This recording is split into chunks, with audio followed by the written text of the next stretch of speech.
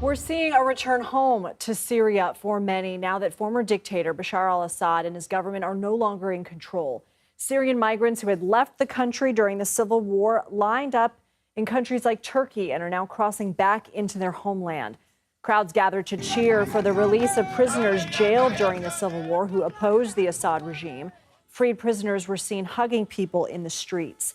Joining me now on set is CBS News reporter Courtney Keeley. She's been on the ground in Syria and the Middle East covering this region since 1998. Courtney, what are you hearing from people inside Syria about the end of the regime? I think the way it was best described to me is people are experiencing trauma 101.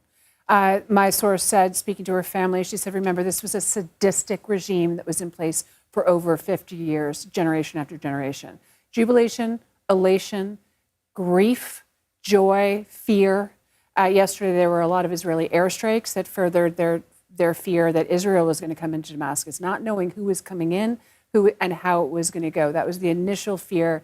People were staying at home and sharing information, but now we're seeing people coming out to get supplies and Jolani really establishing this interim kind of authoritative government. What do we know about him? Well, what we know about him is he's issuing decree after decree today that are very key and important. The borders in Turkey, Jordan, Lebanon are open and free for refugees to come back in. They're checkpoints.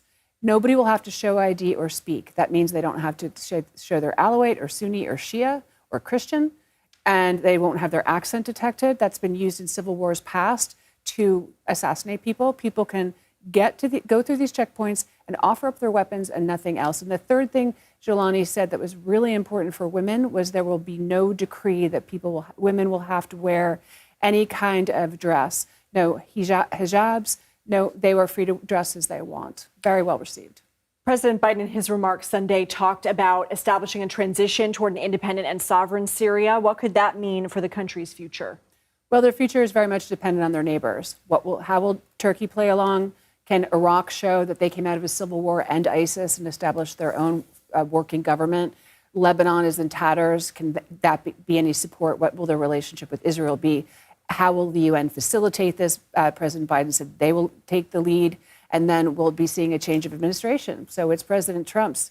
It's all in President Trump's hand as soon to be elect President Trump. As he becomes president, it's all on him. Courtney Keeley, thank you.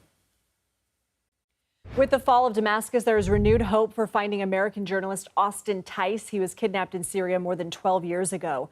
The Marine Corps veteran's mother, Deborah Tice, said Friday her family heard from a source vetted by the U.S. government that her son is alive and being treated well. Last year, she spoke with CBS News about the U.S. efforts to bring her son home.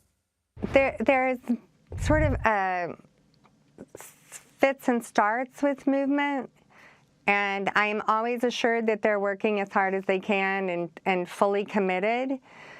And, you know, there's only one measure for this. When I have Austin in my arms, we've done the best job. The FBI released a statement saying in part, quote, the FBI and our government partners remain committed to bringing Austin home to his family. We are still offering a reward of up to $1 million for information that leads to Austin's safe return.